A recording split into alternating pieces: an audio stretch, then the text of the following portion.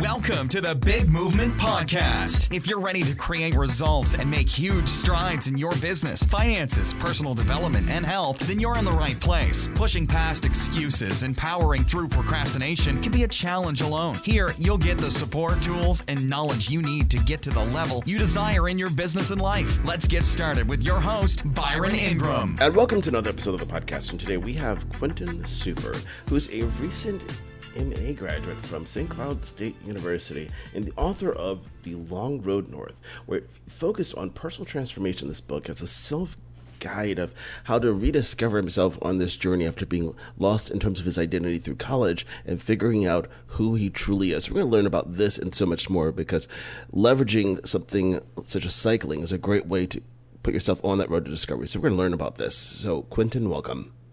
Thank you. Thanks for having me.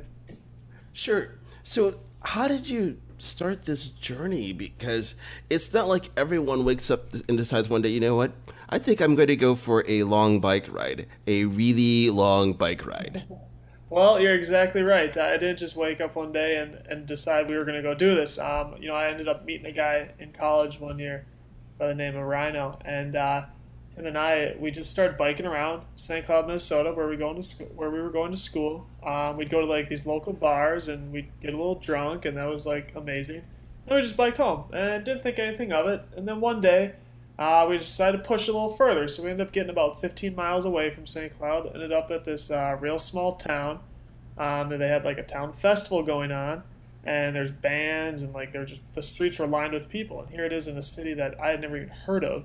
And now all of a sudden it's kind of just like this crazy party. So we end up going there. We have a great time. We meet a couple girls, and life's great. Long story short, we end up biking back at like 2 a.m, and it's, there's cops out. They're probably looking for people who are driving while intoxicated. And Rhino's like, hey, they can actually arrest us for things like that. And so now we're all paranoid. But at the end of the day, we finally make it back to St. Cloud. It's a blast. But then we just kept progressing. We kicked it up to 60 miles a few weeks later. And then we did a couple trips around the 60-mile nature, just biking to hotels, having a couple drinks, staying the night, and then biking back the next day. And then here we are. It's Christmas break. We're hanging out. And he's like, hey, we should do a pretty epic trip. And I'm thinking, okay, like, that sounds great. He's like, how about we go up to Winnipeg, up in Canada? And for context, Winnipeg is about 400 miles north of St. Cloud, Minnesota, where we're going to school. And so it's like, I'm thinking, all right, we'll do this in May or June, when we get out of school, kind of thing. He's like, no, let's do it over spring break. And as you can imagine, Minnesota in the winter, very cold, very windy. So it makes biking very difficult. Well, he and I, right, the young, kind of dumb kids we were like, well, let's do 100 miles a day. And 100 miles a day is difficult even in a nice climate. But you throw in all that wind and all that cold weather, and we didn't realize it, but it was next to impossible sometimes. So anyways, we here we are in early March of 2015, riding our bikes from St. Cloud to Winnipeg, and it was just crazy. That was kind of the inception of it all, and the background to Winnipeg, I should say. Now, that had to be quite the ride, because after spending time of, going to Winnipeg before, and, spending just time in the north, wondering, I know it's windy just driving a car. I could only imagine what it had to be like on a bike. Well, you know what? That's funny, because we could only imagine what it was like. We had never obviously ridden our bikes in that sort of weather.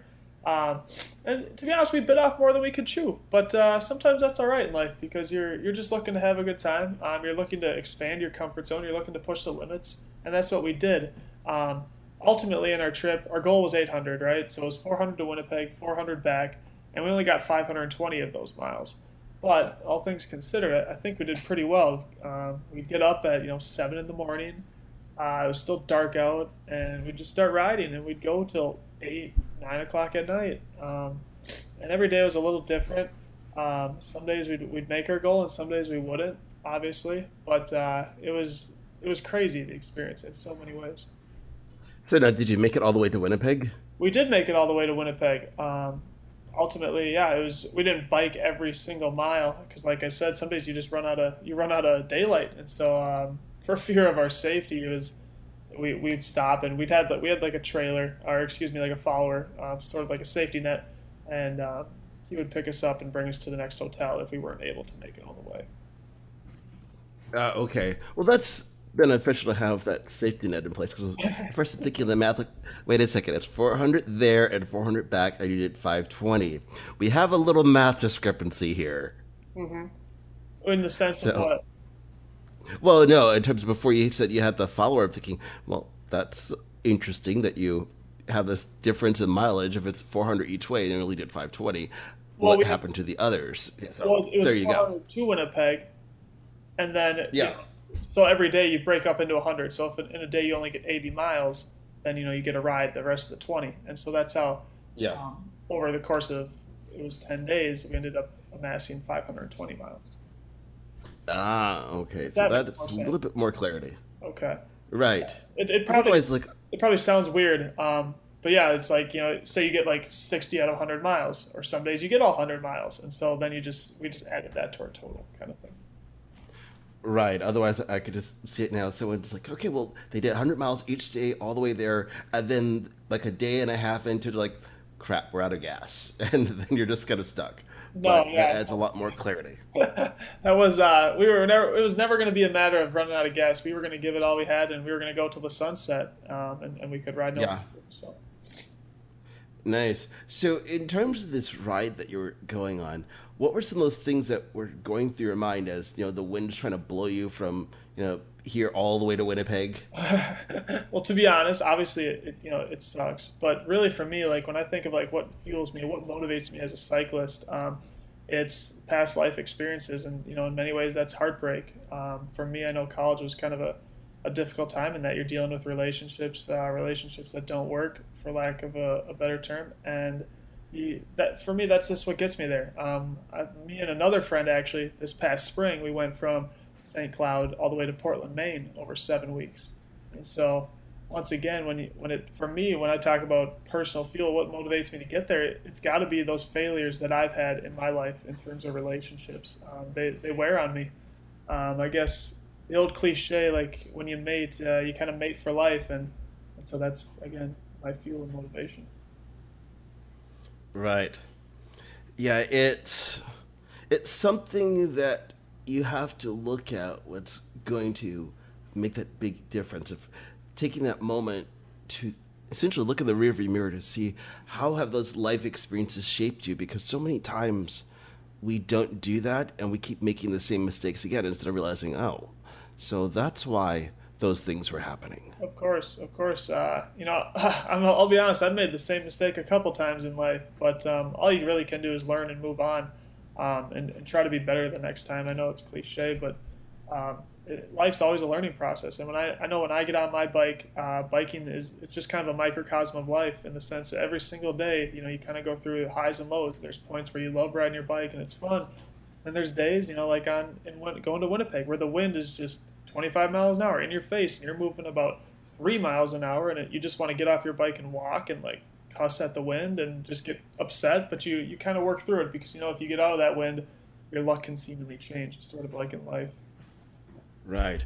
So then you mentioned that you did a trip all the way to Portland, Maine. What was that like, since it was over a course of 7 weeks, which is a lot different than just taking a quote unquote short trip over spring break? It was honestly, it was a lot of fun. It was it wasn't like a life changing experience. To be honest, when we set out, both my friend and I, we knew, like, we had been biking long distance for a couple of years now. We knew we were going to get there one way or another.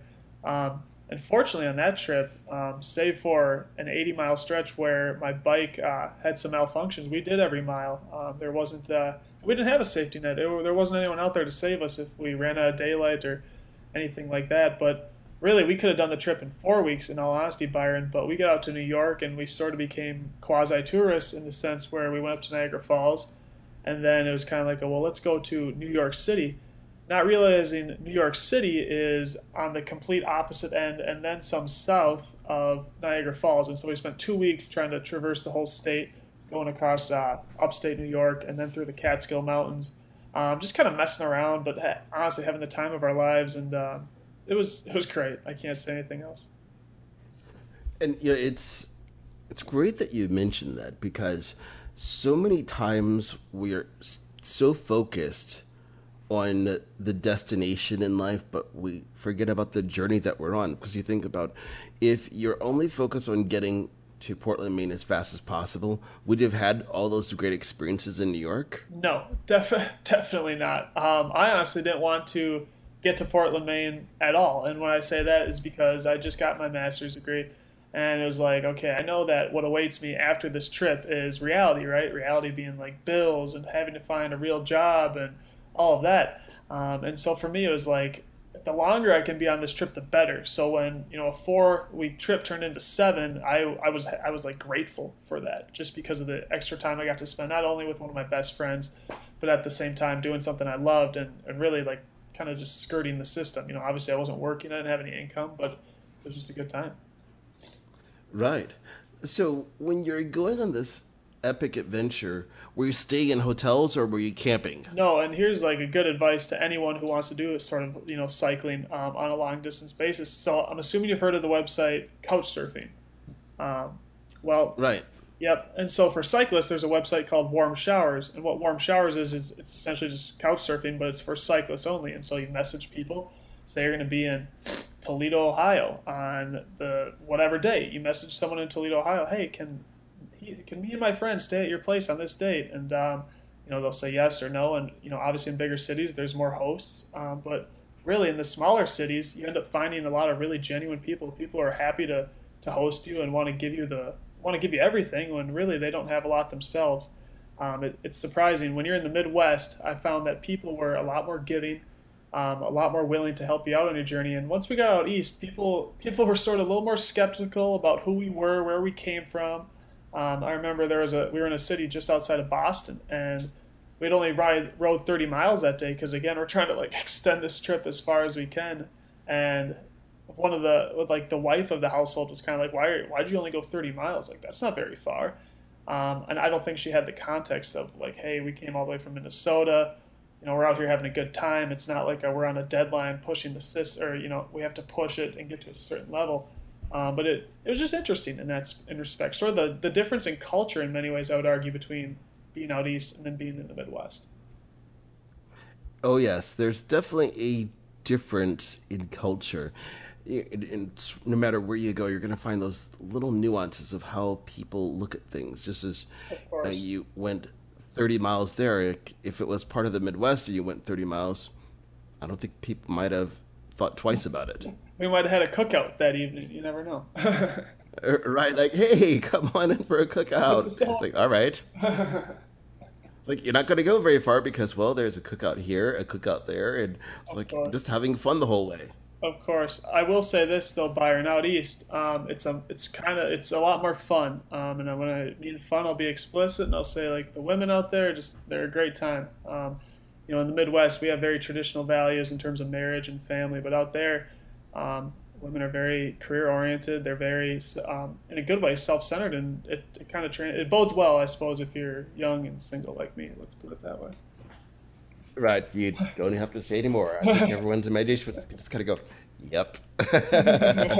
It just go from there, which is a great thing because you know you have to discover yourself in life because I think where so many people have that challenge at is they don't take that epic adventure like you did. They stay within that bubble. Because you think about the people that you grew up with, how many of them have never been anywhere else, where the adventures you're having in New York and everywhere along the way, that how many of them could say that they've done that? Of course, of course. I have had those thoughts in all honesty. Like, wow, who else can say they've ridden their bike as far as I have, or as far as my friends and I have? But it's not really about that. I'm not really trying to compete with other people's lives. Like whatever, like what makes me happy doesn't necessarily make someone else happy, and obviously vice versa. But I do think about that. I'm a very impulsive individual, and impulse has gotten me a lot of great things in life. But to be transparent, it's also led to a lot of my shortcomings. And so I wouldn't change the way I am. Like I love my personality in the terms of like I don't really let things bother me. I live in the moment, and that's great. The problem is you can't live in the moment forever. But at least at my age, being 25 years old, I like to think I can get away with it for at least another half decade. Gosh, maybe even a decade. So we'll see. It all depends on what you're doing, or people can look at you and think, yeah, you're still learning. But Right. eventually, like, if you're not getting this, what's wrong? So you have to tread carefully there depending on what you're doing. You can only use that I'm the new guy card for a little while longer. Of course, and you're always under the scope of Facebook, social media, and people, obviously you can create an image on that with how your life's going and things like that. So judgment it's very pervasive in our society these days. Oh yes, it's to an extreme because everybody has an opinion on, well, everything.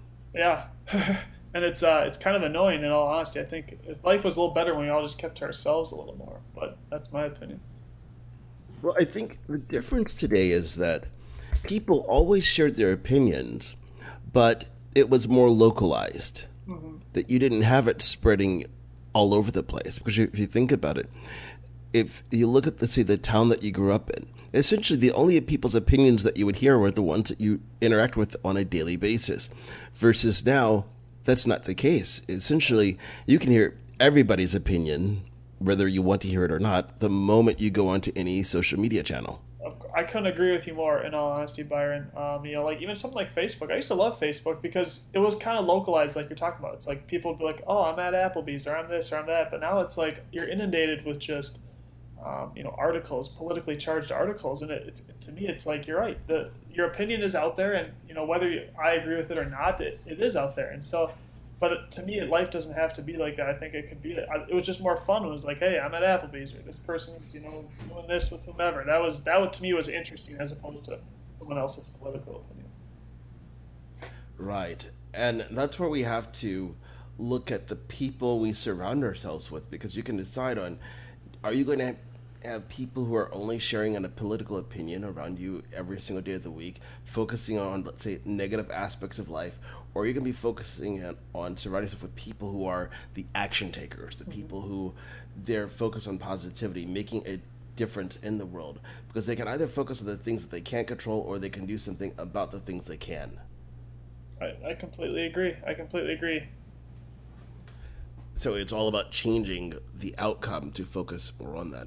So, what inspired you to write a book based on your journeys? Because to take those thoughts that are there and put them into print, that must have been a journey in itself. It was. It was a rather arduous journey, in all honesty, because I had started writing it before I got into grad school, and then, obviously, being in grad school and working and having a girlfriend, like I was a busy enough guy, and then so it never really materialized for me, and then about a year into the process, I just got more motivated to write it. Like I started to have more context on what that bike trip to Winnipeg meant to me, um, which is honestly where I'm at in the current writing process of my next book about this trip to Portland. Time just needs to pass. You need to see what did that trip do for me? How did it change my perspectives? And so, reverting back to The Long Road North, the book I have out right now, yeah, about a year after starting it, I started to just, everything became a little more clear. What did I want to say? Like, what is this book about? And ultimately, again, it's that personal transformation. And then writing it, to be honest, I finished it in 2000, or Christmas Eve of 2016 and Christmas Day. I had just unfortunately gotten out of a relationship, and I was heartbroken, and so I went into The Long Road North and just put all my heart and soul into it. Really, I had the narrative down, and I had the story, but I needed more emotion and feeling into it. Literally for 2 days, I kind of shirked my family commitments and just isolated myself and worked on this thing, and what came out to me was a great product. So. Oh, that's excellent. And so many times you have to have an emotional trigger to really fuel you to make massive action, to put things in motion. Yeah. And in your case there, it was because this relationship had ended. Now you had that fuel because you think about everything was inside of you the whole time, but you needed that catalyst to get it out of you. Of course. No, of course. I mean, again, I go back to what motivates someone to do something. For me, it's on these trips. It's when I'm trying to climb up a massive hill in the Catskill Mountains of New York, or even in Wisconsin, they have massive bluffs out in the center of the state. What gets me up those hills? And it's not the fact that I can't wait to just get down and get done with my bike. It's no, you use those personal strategies as motivation. Or excuse me, those personal experiences And once you get up there, you kind of realize you can get over things. You get up a massive hill or a mountain, and it's like, well, I can get over other things in life. If I can physically do this emotionally, I can follow suit. Right. And that's the most important thing is those hills, you can use them as an analogy in life of those road bumps, those challenges that everyone faces, and you have a choice. You can either just say, nope, that's just too big for me and just stay where you are, or you just find that power within you to literally overcome it, which is what you had to do over and over again. Well, of course, again, why I say biking is a microcosm of life, because you experience so many challenges in a day, but you also experience a lot of joy and gratification as well. And so it's finding that balance, and mentally it just hardens you. It kind of, again, matures you as you go, and it's like, hey, not every day is going to be easy, but not every day is going to be hard. It gets better, but it also gets worse. And so when you can find that like emotional equilibrium, you become a more balanced person, in my opinion. It is, because you can't have one without the other. If you think about it, if someone only has one challenge after the next and never has a win, eventually they burn out because you fall in that state of hope and despair. And then if everything is awesome, that means you're living in a bubble that's not real. Yeah, of course. I remember for the first 20 years of my life, like all I wanted to do was lose my virginity, and then it was like after it finally happened, it was like, oh my gosh, like what else can I do in life? And really, like when the older I got, things just started to happen. I used to put a lot of limits on myself. I honestly I thought I'd grow up, just work at UPS the rest of my life, like drive a truck and read the Star Tribune every day. But once I started to realize, and the Star Tribune's a newspaper, I should clarify, but once I realized that, I could do so much more in life. I could be somebody. I started to educate myself, obviously, like going through college and ultimately getting a master's degree. And then, I give a lot of credit to my friend Ryan, who I mentioned earlier, just because he introduced me to biking in a way that wasn't just recreational. It was also like, hey, we can use this to accomplish goals. We can use this to kind of create a new narrative and a new identity for ourselves. Right. And it's interesting of how your mindset shifted, because you look at how many people in life that their whole world is exposed to, like what you said there, like, oh, you had this notion of driving a UPS truck.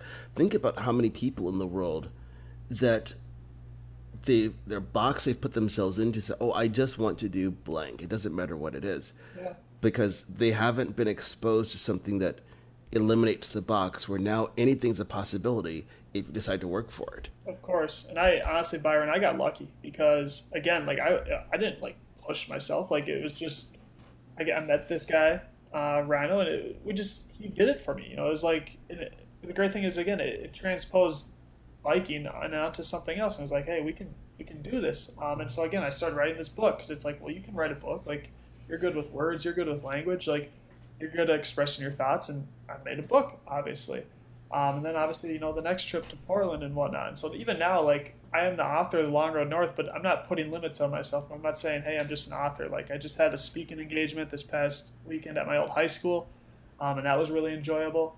And so it's just trying to find new ways to diversify myself and also my life as well. Right. And it shows the power of having the right people in your life, because in this instance, it was Ryan who pushed you to do something bigger than what you thought was possible than before. Yeah. And you think of how many people, they don't have that one person to push them. They only have people that want to keep them where they are because they're happy with things. Think about how many times you hang with your friends, say, hey, do you remember back in the old days when we did whatever? Mm-hmm. And they're still in the same place where they were back then. Of course. No, I have friends like that. And ultimately, like, that's kind of why I separate from them. It's nothing against them, but I think they wanted sort of that life of consistency. And consistency is great. Don't get me wrong. Like, I know when I'm 40 years old, I better have consistency. Otherwise, I'll lose my marbles. But, like, for right now, being young and, like, kind of having more opportunities to identify create a new identity, I have to exploit, or I have to, fully explore those. And see what I can be in this world and not settle. So, right. And that's important, because the people you surround yourself with totally dictates the type of success that you're going to have. Because you think of the people that they want that certainty, that they don't want anything changed, because if they mean that, if that's, let's say they have to leave that favorite job they've had for the past 7 years, they don't know what's out there. Of So course, for them, it's a level of comfort of course. versus, I'm if lucky, I doing guess what I you're doing. found a job. So, There you go. But think of it this way: by embarking on these journeys, you're doing something where you're creating your own path, which what more people have to do in life versus those who they just say, well, okay, I'm in this one little box. It's really comfortable. I will adjust my potential in life so it fits it. So if, let's say they want to take a vacation, if it means that they have to save up for 2 years to make it happen, that's what they do. Versus you think about, oh, that'd be fun. So you get on your bike and start riding, and then you're in it, going couch surfing the whole way to make it there, of course, because of course. you've eliminated those barriers that prevent you from doing certain things. It is really crazy when you finally get outside of that box that you create, right? As a self, as an individual, what you can accomplish. Like, I don't think I'm anything special more than anyone else. It's just I decided one day, like, hey, I don't like, not that I dislike the life I'm living, but it can be something else. It can be something more. And again, like, that doesn't necessarily mean that it's a better life. It just means it's a different life. And so ultimately, when I look at my life and what I want out of it, it's to continue to do trips like these, in these years where I'm, in my 20s, but eventually just have that ability to recognize in life when I'm becoming complacent, should we say, and to seek better, because really that's the human condition. We're kind of always seeking better, but I think a lot of times we suppress that, and we don't seek to strive to do that. But when we get out again outside that box, there's a world of possibilities, and I think everyone has that that potential to do it. They just have to make that jump. Right, exactly. And that's the key. Everybody has the potential, but what's lacking in most people is the catalyst to make the jump. hmm What's gonna Because you What's think, gonna incentivize you to do it? You know what I mean? right, because you think about how many people that they grew up, let's say, in an impoverished area, and then they now run businesses, or they're a celebrity, or whatever, and people say, oh, they were lucky. Well, no, they made a choice because they grew up in the same aspect. If you think of where they came from, what made them different than the person who was next to them, Of it course. was just simply they made a different set of choices.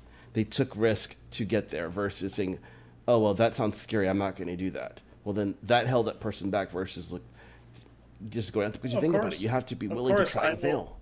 you have to go for it. Right. It's it's something that more people have to do, because if you look at the symbolism behind your journey, there's a lot of unknown factors when you're embarking on a trip like that. You could have been out on the road, and a severe storm could have blown through it really quickly, and Of course. it's not like you have that plan, so you just have to adapt and overcome. No, you really do. I know for me, my dad, in all honesty, a lot of things I wanted to do in life, he was, he wasn't for it. He's not kind of the risk taker I am, and that's just his personality. I guess in many ways, I kind of want to go against that, and I kind of want to prove him wrong. Like, no, I can do a trip like this, or no, like my book can be successful, and you know, you, it's not that he doesn't love me or doesn't support me, but I think we're just two personalities, or two different personalities. I am willing to take that risk. I don't want to live my life doing the same thing every day. And even right Right. now, it's not like I have a ton of money, but I wake up every day having no idea what's going to happen. And in many ways, it'd be nice to have potentially more financial security, but in many ways, it's just a blast to get out there and see what the day can be. In terms of promoting this book, I spend a lot of my days, sending emails, talking on the phone to people, trying to make a name for myself. And it's not every day that's you find a lead or you make anything happen. But on those days, you just get one email back like, "Hey, we'd like to have you on our show, or we'd like to have you come to our store, to talk about your book." It makes all the failures that much more rewarding. And that's in all honesty, most of the time in my life, I do fail. But it's about those times where you get those mini moments of success that pay off and mean the world. Right. And back in when you're talking about your father there having the different beliefs, what so many people think of is that whether it's family or friends, saying if they think they're not supporting them because they don't like them, it's nothing like that at all. It's because they care.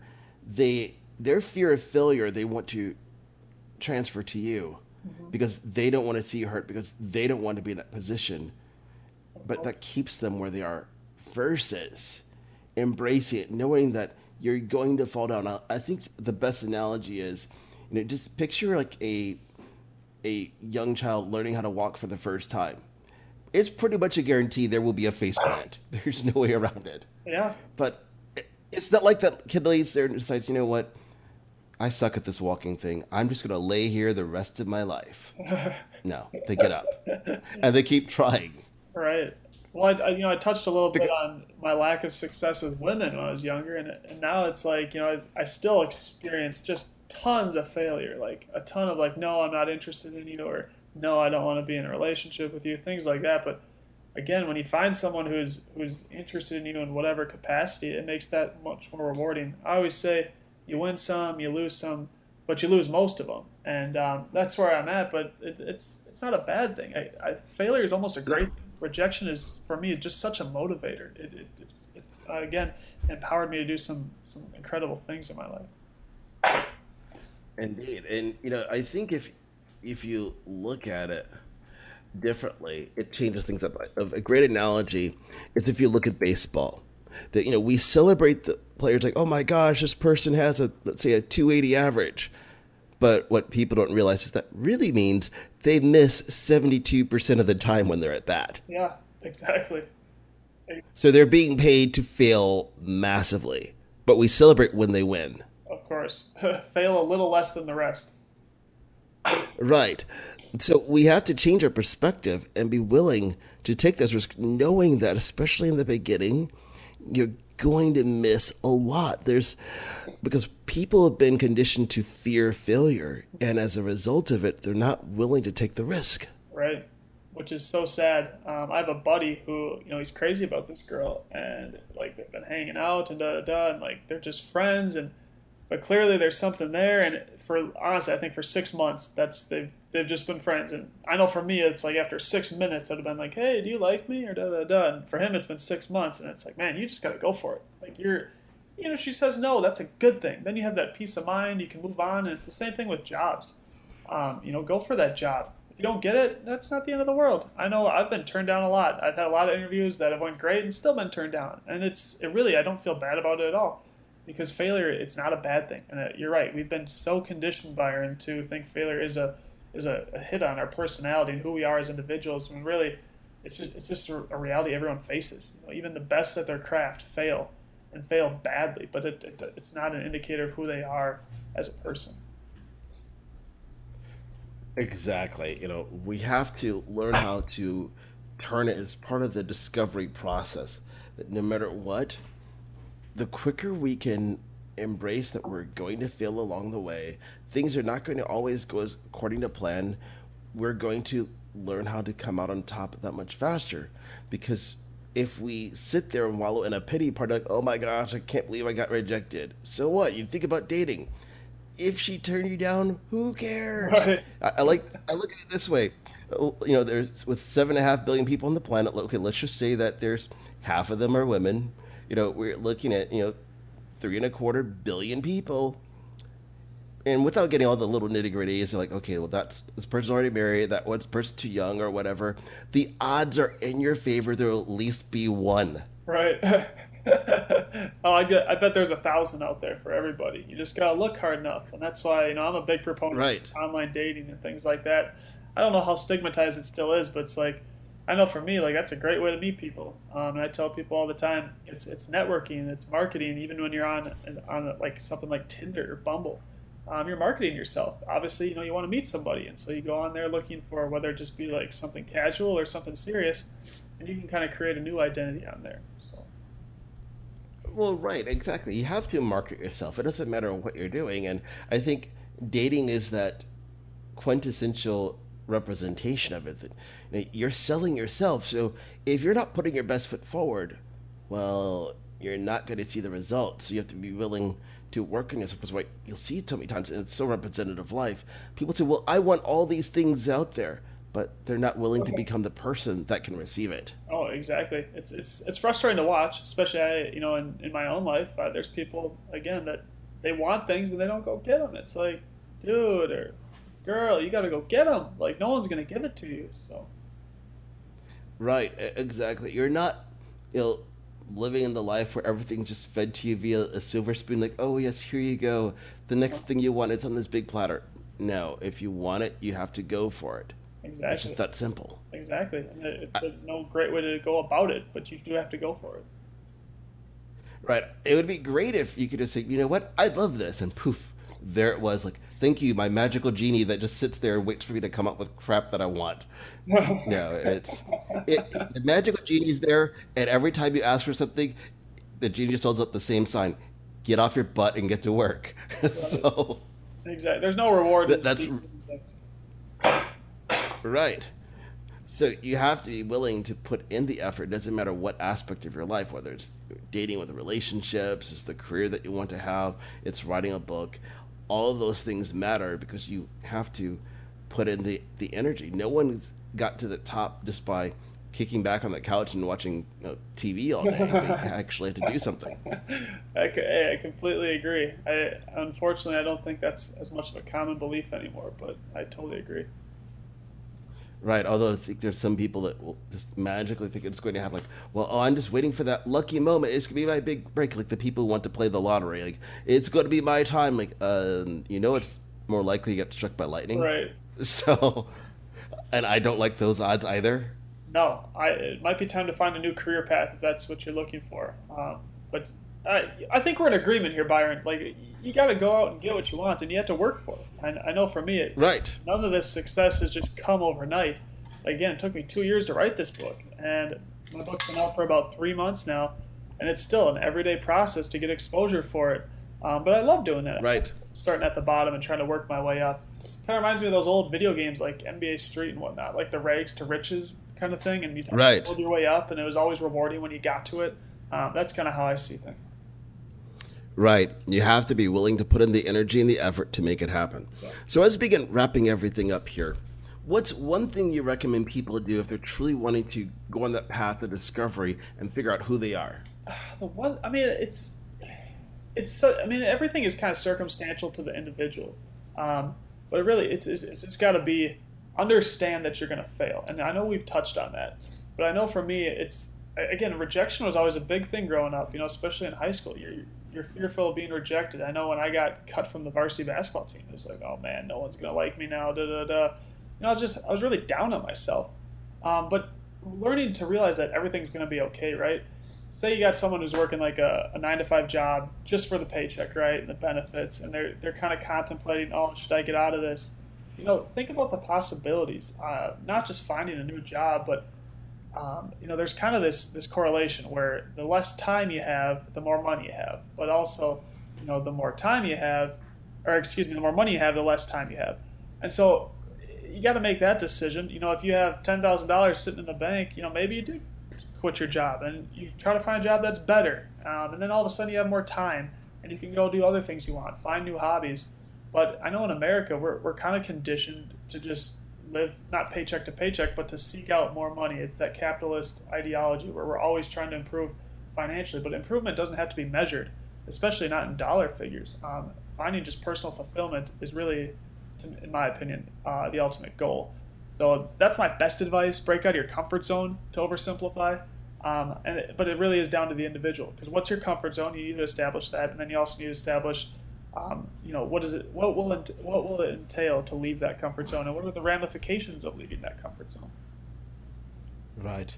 And that is powerful right there, because so many people, they go through life doing things for the wrong reason, whether they're doing it for the money instead of doing it because they want to be fulfilled every single day, and leaving that comfort zone behind, because as long as you're staying in it, then those things that you dream about will always remain a dream. Yeah.